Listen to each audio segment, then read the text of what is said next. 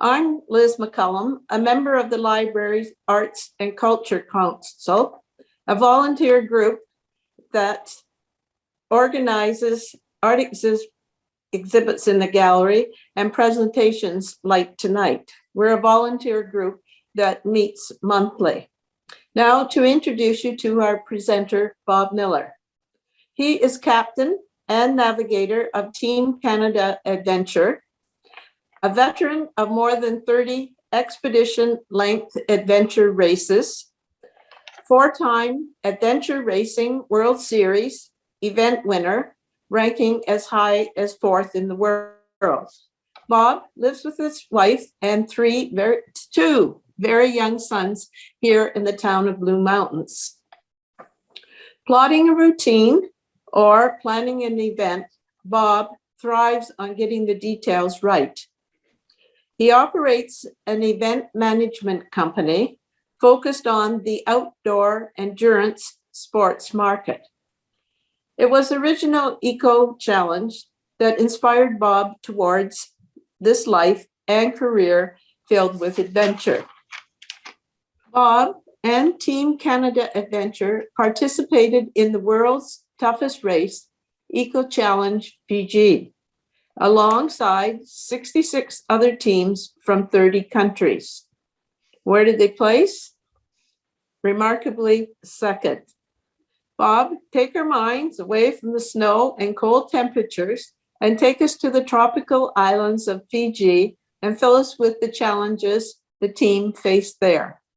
Thanks very much for having me to do the presentation. As Liz mentioned, we were lucky enough or unlucky enough to be chosen to participate in what they dubbed the world's toughest race, Eco Challenge Fiji. We applied with a few other 1,000 teams to take part in this event. It was basically like applying to a television show, like a reality show, and we were selected. So we got to go and race. So I'll play the trailer for the show first, and then I'll explain a bit more about the sport and get into our team's experience in Fiji. So here is the trailer for you guys.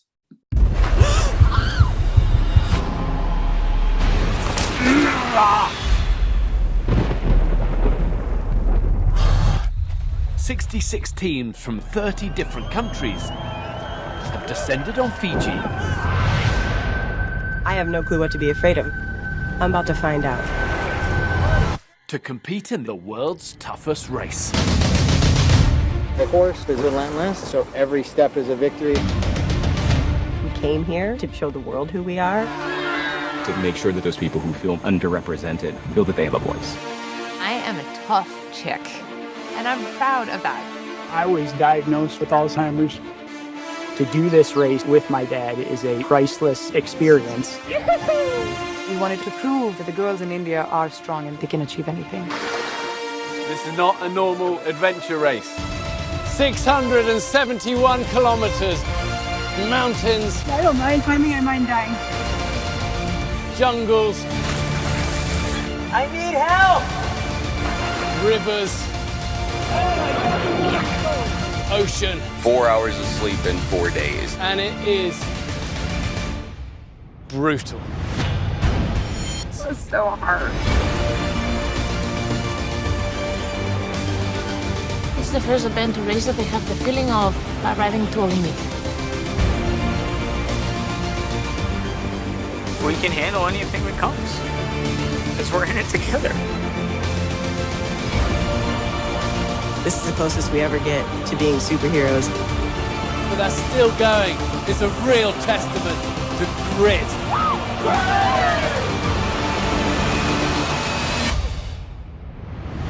How long has he been like this? His conscious level is impaired.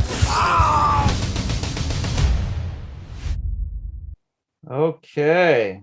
How's that for a dramatic trailer? The producers definitely do a good job of making the event seem quite epic, and it is. Don't get me wrong, but they do an exceptional job of really hyping it up. But For those not familiar with the sport or the event, or maybe the show, basically we were teams of 5 overall, with 4 of us racing on the course and 1 support person. The teams had to be co-ed, so you had to have a male or a female on the team.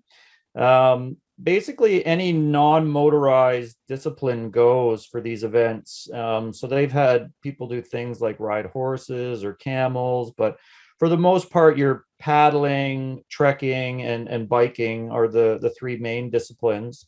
The courses are conveyed via a series of checkpoints that we have to visit in order. And we're using map and compass the whole time to find our way. We're not allowed to use a GPS or anything like that. So it's kind of like old school orienteering or navigating, and getting through the terrain with your team. So a bit more about the history of the race. Some of you may remember the show taking place in the late 90s and early 2000s. It was on Discovery Channel, and a few other channels back then, but it was called Eco Challenge. And it took place for 7 years. It was started by Mark Burnett, who most of you or some of you may know. He's the producer for Survivor and The Voice and other television series. But this was actually how he got his start in television, was producing this event. And that's kind of what got me involved in the sport. I saw the show back in the late 90s and I thought, wow, that's something I want to try someday. And I was lucky enough to race in the last Eco Challenge that took place in 2002, which also happened to be in Fiji. And I was on a team there. We were kind of a rookie team back then. And we dropped out of that race. We didn't finish. But then I went on to compete in a whole bunch of other events, and then come back to try this race again, which took place in 2019. Actually, is when the race actually happened.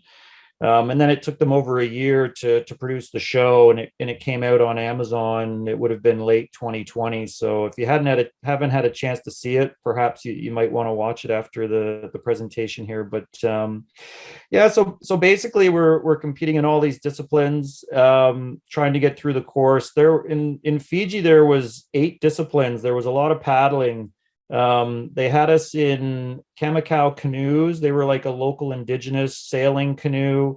They made us build billy rafts, which are basically bamboo rafts that we would kind of pole off the ground and get down the rivers. There was stand-up paddle boarding, some outrigger canoeing, whitewater rafting, jungle trekking, mountain biking, swimming. So it was a pretty long list of disciplines to get through.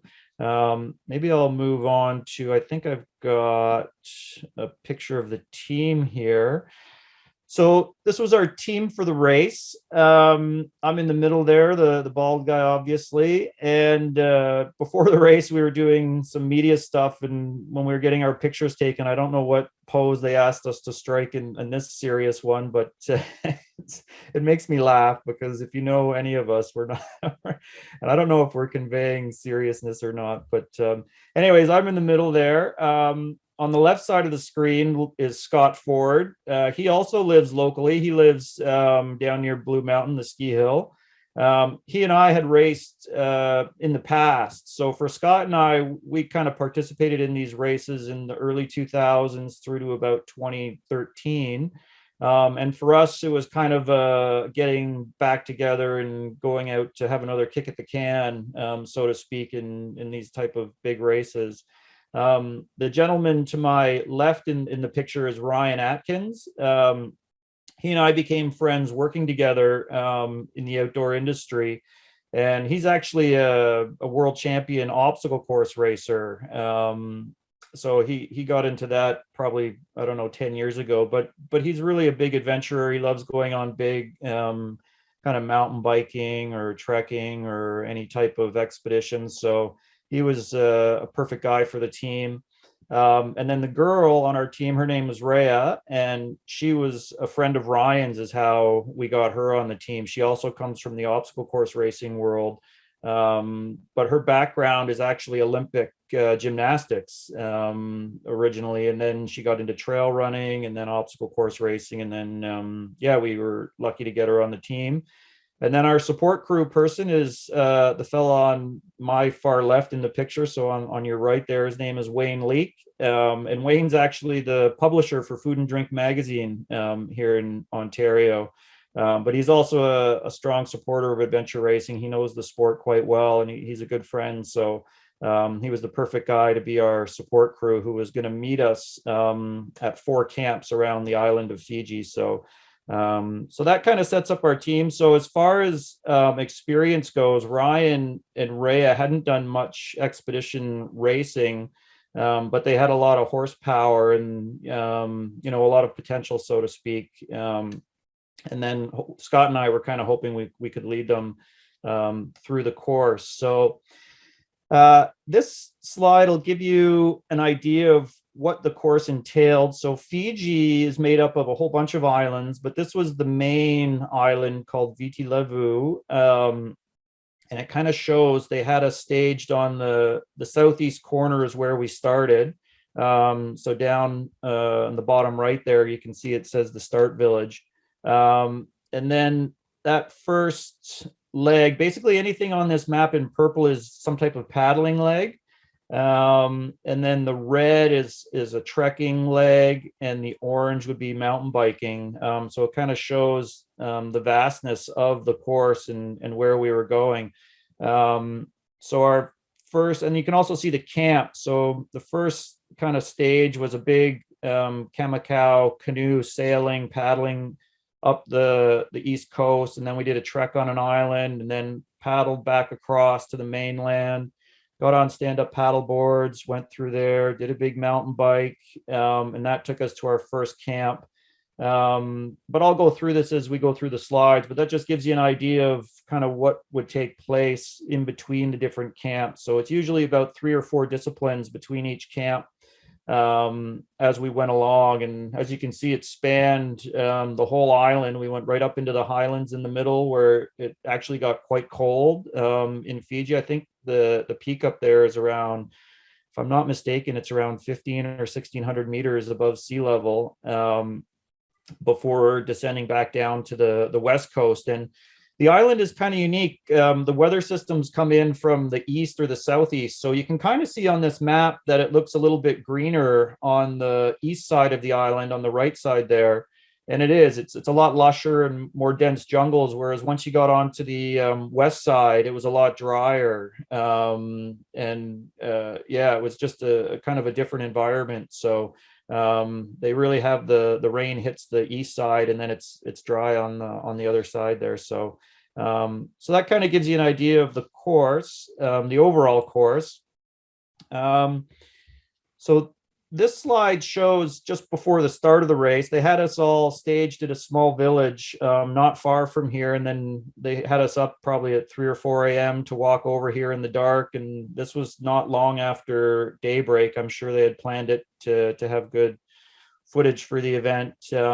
And for those who know Bear Grylls, he was the host of the show. So he's the fellow on the stage there that unveiled the course to us. And we had no idea what the course was before the event. We knew the disciplines and we knew the general distances, but we didn't know kind of the order or where we were going to go. So, and we didn't know stage by stage. So they would give us maps for, each leg of the race, or like getting to each camp. So we would have maybe 4 legs provided at a time, which was good and bad in that you didn't know what was coming, which might have been good for keeping you motivated, but then you never really knew when the race was going to end between the various camps. So it was a bit tricky to plan for sleep and things like that. But this is just before the start where they unveiled the course.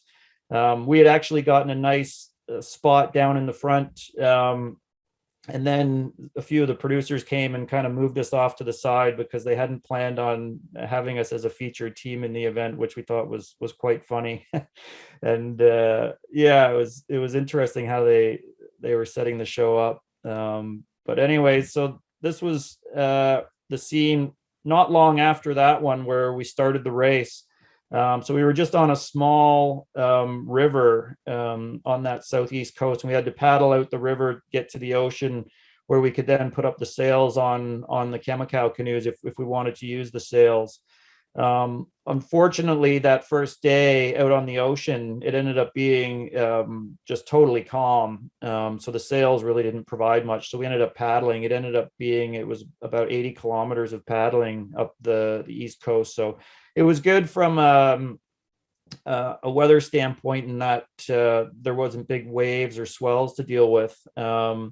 But it was brutally hot. I think it was 90 to 100 degrees and really high humidity. So it really took its toll on the teams. And that was kind of the story of the first day, was just trying to not end up lying on the ground like this fellow. And anyone who's maybe watched the show will remember there was a team that was in the lead, actually. They paddled probably the first 60 kilometers, and then we did a trek around an island.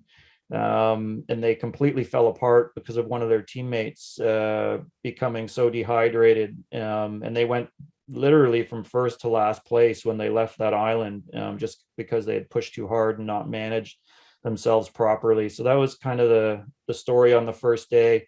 We weren't amazing paddlers. I think we finished the first paddling leg up to that island. We might have been in about 15th place, which was okay. And it was still early in the race. But we trekked around that island quite well, and got to the other side, and we figured we might have been in fourth or fifth when we came into the transition, but it was dark, and there was you couldn't really tell what was going on in this transition area because other teams were still coming off the paddle.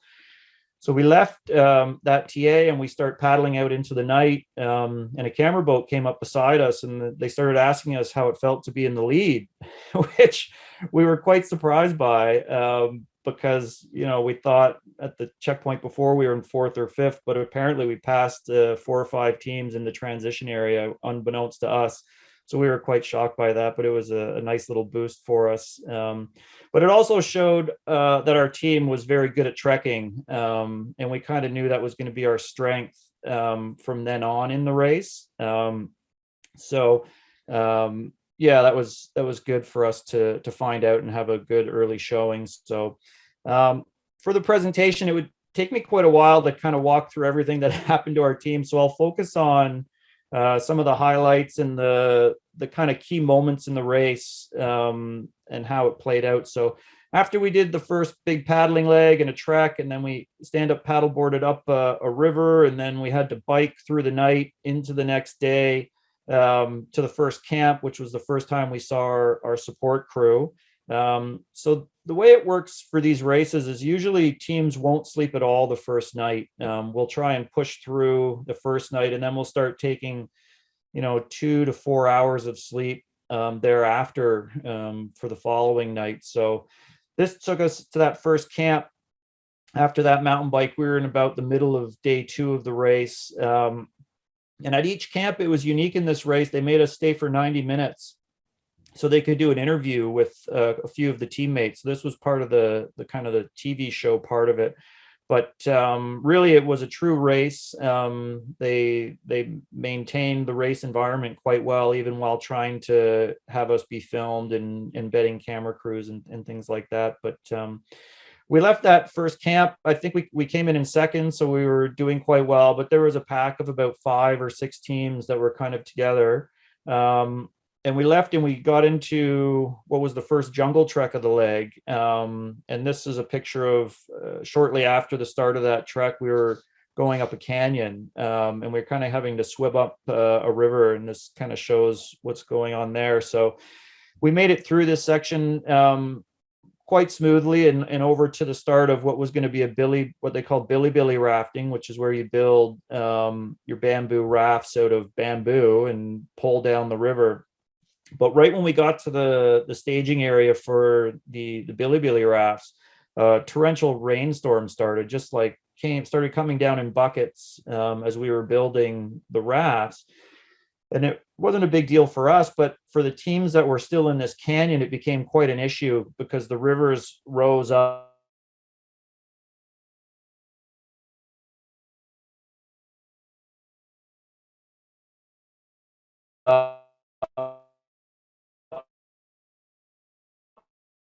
and what it did is it caused a split in the course. So they had to close the canyon down, and they actually closed the whole race down for that night. So it would have been the second night of the race.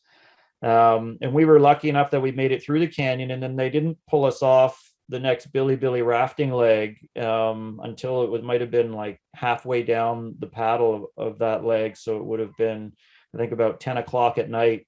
This gives you an idea of what the Billy rafting looked like. It was an incredibly slow, arduous, long process. But the funny thing was, you would see the local people on similar rafts going upstream or downstream and just moving incredibly more efficiently than we would have figured out. They were quite nicely pulling off the bottom and working their way up and down the rivers, whereas most of the teams found the best way to do it was to just turn those big poles into almost a kayak paddle and make your way down.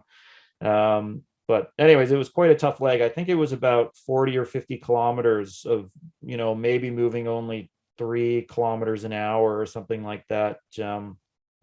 But back to the split. So we ended up getting pulled off the river about halfway down with 6 other teams, and that created, like I said, a gap where all the other teams were at before the canyon that I talked about not too just beforehand. So we figure we had about a 6 or 8 hour lead, this group of 6 teams, on the rest of the field. And barring anything really catastrophic, we kind of knew that the podium was going to come from these 6 teams. So it kind of gave us quite a big advantage to get through there and get down this section of the race. Now, with that being said, we're still very early. We're only on day 2 of the race. There's still 5 or 6 more days, and lots can happen over those time frames. But that was quite a big moment in the race and for how things happened. So after the Billy rafting with all the rain, we had a long mountain bike leg, and there actually Camp 2 was in the middle of that mountain bike leg, and then we had to get back on the bikes and keep going, and then we ended up on a ridge, which turned into this because of all the rain. So there became a lot of hike-a-biking and pushing, and it was quite tough. But this is also moments in the race when the good teams excel. They kind of accept the fact that it's hard, and they try and persevere through that stuff better than a team who might get down and negative on themselves or on the situation. So it's actually a strategy we use while we race. When things do get really hard like this, we say to ourselves, this is one of those critical times in the race where we have to stay positive and focused, and move as well as we can. And we actually try and relish those moments and say, this is the good stuff. Let's make sure we keep moving and stay positive. And it really helps get through these sections. So this long bike took us to the end of day 3. And at the end of this bike leg, we actually hit what they call a dark zone in the race. And a dark zone is usually an area where they stop you if it's nighttime for safety reasons. So the next leg was going to be a whitewater rafting leg. And we got there probably around midnight, and it wasn't going to open until 5 or 6 in the morning. So we got to take a nice sleep. This actually isn't our team sleeping. This is another Canadian team that was at the event. There was actually 4 Canadian teams down there. But it was actually quite hard to get. You'll see a lot of the pictures I'm showing aren't of our team. The producers of the show made it very difficult to get pictures. They wouldn't release anything. They were very not secretive, but it was kind of funny how they were controlling the imagery and everything that came out of the show. So that's why not a lot of the pictures are of our team. But anyway, so we're into the 3rd night, and we're having another sleep because we're at the start of a dark zone. But another part of this dark zone was it allowed the teams that were behind at the canyon section to catch back up a little bit. So by the time we got back going again, those teams that had missed that earlier canyon were only about an hour or so behind us, which we didn't really know. We kind of found out afterwards, but it really brought the race back together, this dark zone before the whitewater section. And people often ask, what was my favorite part of the race? And it kind of depends on the reasoning, but as far as most beautiful parts of the course, this next stage was quite stunning. So it was a whitewater rafting leg through this really narrow canyon in Fiji. And this picture here does a better job of kind of showing what it was. We were in this really narrow canyon and paddling these rafts for, I think it was about 30 kilometers. It did open up further down, but it was just stunning with all the rain. There was waterfalls coming in everywhere, and it was a really, really beautiful landscape. So that was probably the highlight from a picturesque point of view. At the end of this leg, we transitioned to trekking, and we had a big trek ahead of us. And it was this was another unique leg in the race. And a lot of teams figured this was their favorite leg, because on this next leg, we were actually connecting using old footpaths from the villagers that live in the highlands up in this part of Fiji. But they allowed us to hire or use the locals if we wanted to, for either navigation or to carry our packs, or any of those types of things to help us through the course. And at first we were hesitant to kind of hire some locals, because we were afraid. we were afraid of, this kind of shows the people there are amazing, but we were afraid that they might slow us up if we didn't get some fit and healthy teammates, so to speak, because they would be with us for 12, 24 hours maybe. So we didn't actually take what you would call porters from the first kind of village, and then we got going on a little bit, and we were quite tired and thinking, well, maybe we should try hiring some porters. And it was actually laughable once we got going with the group that we had hired. They were probably all teenagers. I think there was actually a girl that helped us. We had hired 4 porters to carry our packs and travel with us for probably about 30 or 40 kilometers between all these villages. And it was all we could do just to keep up with these guys. It was so impressive to see how well they moved. And like, it was amazing. They didn't even have shoes or anything, and they were going through some of the gnarliest, slipperiest, most technical terrain. But they're so used to it, living in these high villages, that they could just move so efficiently, and their feet were like just big, calloused, super tough. They didn't need shoes. It was amazing to see. But yeah, it was all we could do to keep up, and we had to slow them down numerous times while they were carrying our packs. So it was kind of a funny situation in the end, but we moved through that leg quite well. I think we were still probably in the top 5. These are just some other pictures of some other teams on that leg, getting help from the locals, and they were offering us all sorts of amazing things, like you can see here some coconut water. But yeah, so that was a highlight for sure, that section. So that led us to camp 3, and that would be into the 4th night of the race. And at that point, we needed some more sleep. We actually had no sleep the first night, and then decent sleep the second and third night because of those dark zones. But we wanted to take more sleep before we got onto this next leg, which was a big kind of valley scramble up to this giant waterfall. They had us ascend on ropes. So I think we started this leg at about midnight or 1 a.m. We probably got to that camp around 7 or 8 o'clock at night, had a sleep for about 3 hours, and then got going onto this leg. And we arrived at the bottom of this rope section just as the sun was coming up. It was actually quite tricky getting up to the bottom there. There was a lot of offshoot valleys, and we had to make sure we stayed in this main canyon that you can kind of see through the center of this picture here. And then we had to ascend this huge waterfall, which was quite a task by itself. But we moved okay up through there. And I actually got a picture of myself amazingly on this leg. So that was kind of fun. So this is me climbing up the waterfall at some stage. But getting back to, the most picturesque, the most fun, or maybe the most difficult section of the race. Once we hit the top of that waterfall, it led into what I would call the most difficult part of the race, from a physical standpoint.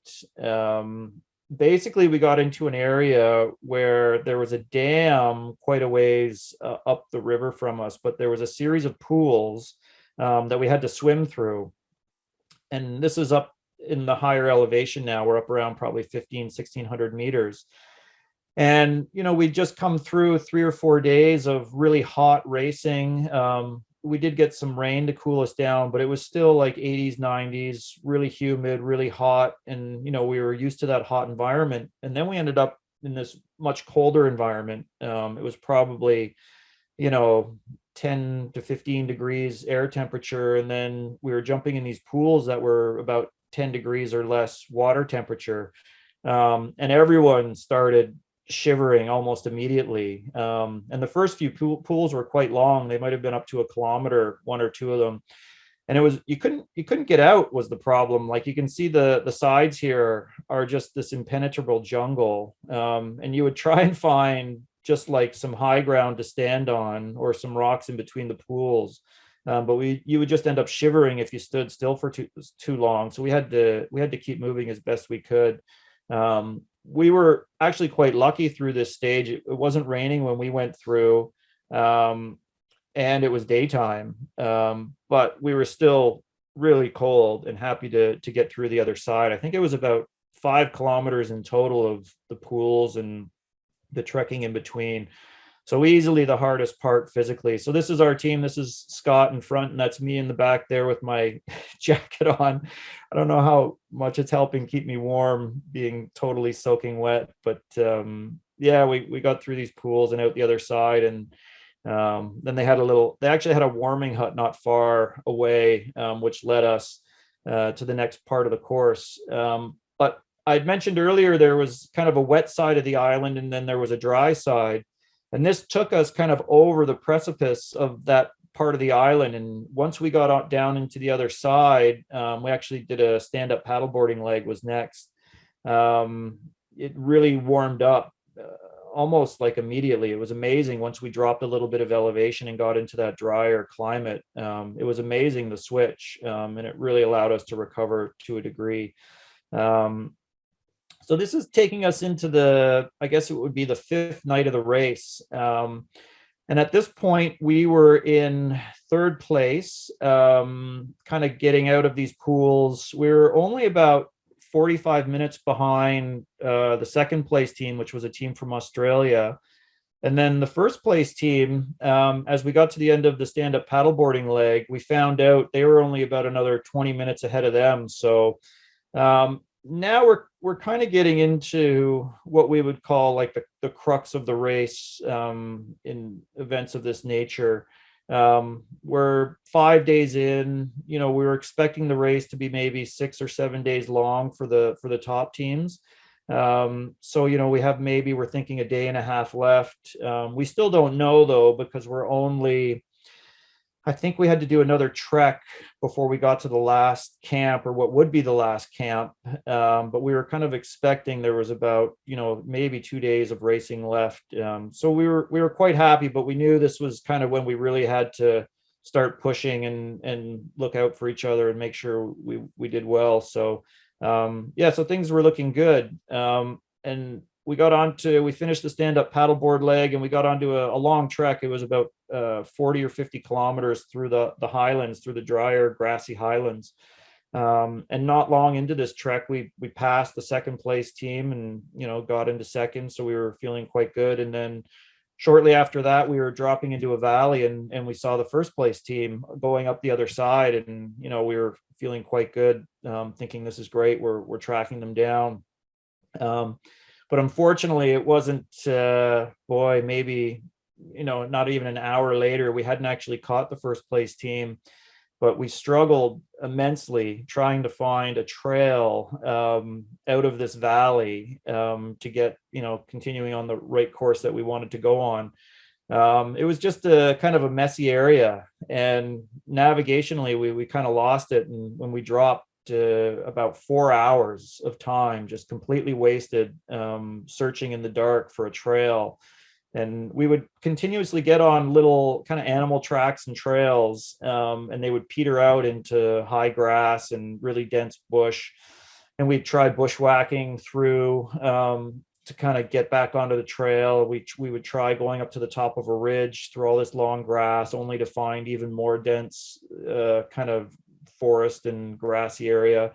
And it was a really, really hard time for our team. We thought for sure that we had given up second place. If not, maybe we had dropped to fourth or fifth, dropping that much time on this leg. So basically what happened was, it was right around daybreak, that, we finally found the trail we were meant to go on. And these trails weren't mapped. The organizers had told us, generally where the trails were. So we were kind of figuring it out as we were going. So anyways, finally we got back on what was the proper trail, and we were quite relieved. But this was also probably the best thing we did as a team, in that we didn't really get negative. We kind of figured out our problem, and then we completely refocused. The sun came up. We took a little power nap, about a half an hour nap up in the hills. And we said, all right, this has happened. There's nothing we can do. Let's keep moving like we can on our feet, because we know it's our best discipline. And we just kind of got back after it, and ran out the last 20 kilometers of the trek. We ended up in a river valley, and then up to the next camp. And we got there probably mid-morning. And still not sure what place we were in, but we actually came into that camp and found out we were still in second place, which was a big surprise to all of us. And we thought, wow, this is great. We're still in it with a shot. So we spent our 90 minutes in that camp, and no other teams had come in. So we knew we had at least an hour and a half lead on any teams chasing us. First place, unfortunately, made it out of there. I think they were out probably 4 hours. Basically, all the time we spent wandering around in the highlands, they had gained that advantage on us. So we were about 4 hours behind the first place team. But this is also the final camp of the race, and we got the last set of maps for the final section of the course. Whoops, I skipped one there. I'll show you guys the final section. So this is camp 4 we trekked into, and this is where they gave us the maps for that last leg. So we had a long bike ride that was broken up by a small trek here where we did a rappelling section, and then more biking to the coast, and then a short stand-up paddleboard leg. And then the final leg was an outrigger canoeing section with all 4 of us in the same canoe, where we paddled. It was about 35 kilometers offshore. And then a shorter jog down to the finish line on one of the outer islands. So when we got the maps and we started looking at it, we figured there was, it would have been midday, and we figured there was maybe 24 hours of racing left. So we knew we were going to have to push through without any more sleep, which was concerning for us, considering we had made the mistake the night before. And normally we would have stopped and slept that fifth night of the race. But because we were kind of lost and trying to figure that out, we didn't sleep. We only slept that half an hour roughly in the morning. So during the day, it's a bit easier to stay awake. But we were quite concerned about getting to the last leg and trying to stay awake there. But anyways, first we had to get through what ended up being just another scorching hot day in Fiji of mountain biking. And this kind of shows what the terrain looked like there. We're on the drier side of the island. It's quite hilly. It's a lot of hills. So we found ourselves biking up and down the hills. And if there was ever a river or a creek at the bottom of these big hills, we would stop and jump in the rivers to try and cool down, and then get going again, and keep kind of pushing as best we could. I was definitely starting to slow the team down on this leg towards the end. My legs were pretty toast, and my teammates helped me out quite a bit, towing me up some hills and pushing me and helping me get to the end. So that was very nice of them to look out for me.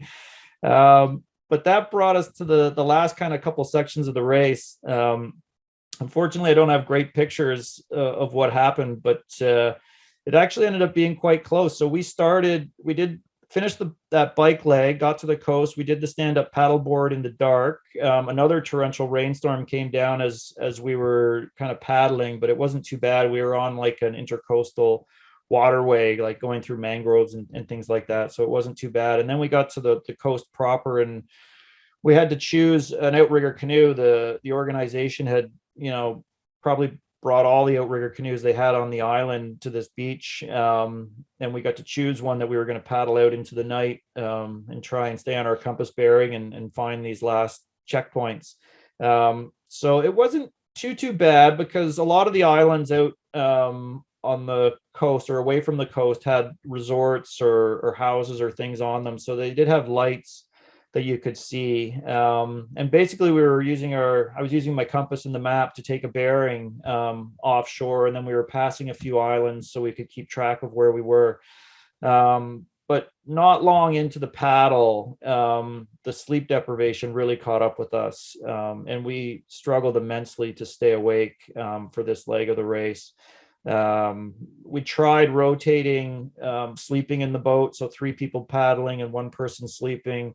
But it was too rough. Anytime you might fall asleep, the wave would crash in the boat and it would wake you up, and you weren't really getting any useful sleep. So we were just trying to do anything we could to stay awake, singing songs, telling jokes, playing games of any kind, just anything we could do to keep our minds occupied from not falling asleep. And I think I must have fallen asleep over 100 times while paddling, and then catching myself slowly like drifting into the ocean before I jolt back upright and wake up. It was incredibly an awful experience for sure. And definitely the hardest part mentally in the race for our team, just trying to stay with it. And to add insult to injury, we got about 30 kilometers offshore, and we had been on a bearing heading for a light that we had picked out, quite a ways off, but through our sleep deprived states, it ended up being the wrong island. And it took us a little while to figure out kind of where we were. And then, we recalculated, we used triangulation to shoot off some islands that we could kind of figure out where we were. And we knew we had missed the island a couple kilometers to I think it would have been the north. And unluckily for us, the wind was coming out of the south. So we veered off course to the north, and then we had to paddle back into a big headwind to get back to the checkpoint. And at this point, we're not sure where first or third. I mean, we were in second place leaving the beach, but we've been struggling so much we weren't sure really what had happened to our placing. But we finally made it to that checkpoint right around daybreak, and found out we were still in second place, which was a huge relief. And then we just had a few kilometers paddle to the finish, which was still quite hard because we were into a big headwind. And here's our team coming into the finish line beach. But we made it there and ended up, in second place. So it was quite a surreal feeling getting to the finish line. And then it's bizarre. You've been out in the wilderness for 6 days. And then we were basically thrown into almost a movie set. They had cameramen and booms and all sorts of funny things that we don't normally see or deal with. So, and of course, Bear was there to greet us and give us a little interview and whatnot. So it was quite an amazing feeling. And that's one of the things that always draws me back to the races is that feeling of accomplishment and relief and elation when you do cross that finish line and know all the pain and suffering is over. What we don't show shortly after all these pictures is all of us sleeping, whether we were, just sitting in a chair or being driven to the hotel room. This was a resort island. So there was a resort there where we were able to go and recover for the rest of the day until they took us by boat back to the main island. But yeah, so that was our team's adventure in Fiji. And here's the final leaderboard. So at the finish, so actually I should tell this story. The team ahead of us, New Zealand, unbeknownst to us, their boat fell apart on that last leg of the race, and the organization brought them a replacement boat. And in the ensuing, I guess, time it took, apparently we had gotten quite close to catching up to the New Zealand team. And when they got going again, we were within apparently only 15 minutes or 30 minutes. So it was quite close. And at the finish line, I think we only ended up being about an hour behind the first place team. And then further to that, the Australian team finished only 15 or 20 minutes behind us. And we hadn't seen them for a day and a half when we passed them on the fifth night. And then for them to come in that close behind us was a bit of a shock. We came that close to losing second, almost getting first, but also almost losing second place. Apparently our support crew had been on the final island waiting for us, both the Australian team and our team support crews, and they were watching. We carry tracking devices so the organization knows where we are at all times, and they couldn't tell who was in front, our team or their team, for quite a bit of that paddle. So, but we honestly had no idea. We never saw any other team on that final paddle. So yeah, so that's the end of the presentation. I hope you guys enjoyed our little adventure down in Fiji. If you do want to watch the show, it is still streaming on Amazon. And if you don't have Amazon streaming service, usually you can get it free for a month or a week or something like that if you wanted to check out the shows and see more about what we experienced. So thank you very much, Bob. This has been an incredible journey. You've taken us on an adventure of challenges and endurance and getting the feel of how you work together. And I was concerned too about the calories and the food, and I expected you had to have them well wrapped to keep them dry.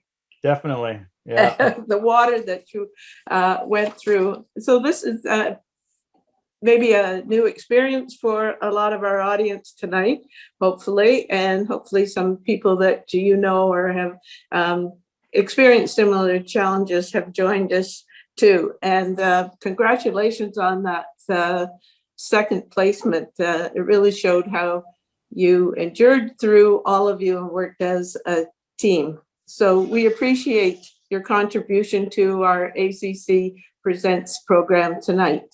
Thank you, Bob. My pleasure. Anytime. Thanks, guys. Okay, and I'll add at the end, at the gallery at the library, our present exhibit is called Color Purple. There's about 140 works from about 60 local artists hung there. It's on show until the end of February. I encourage people to come in and view it.